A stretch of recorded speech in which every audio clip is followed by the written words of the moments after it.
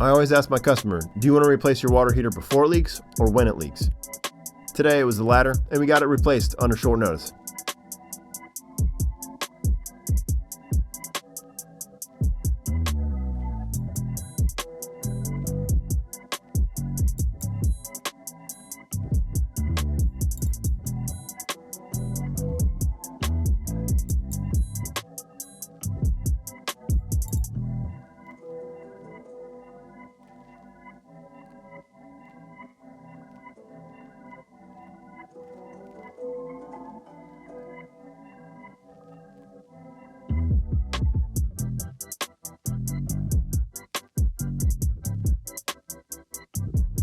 Yeah, this install went pretty well, except for the part where I forgot to replace the drain valve with our upgraded drain valve, so had to drain the water heater after it was full, but we got that thing all taken care of. It's good to go now.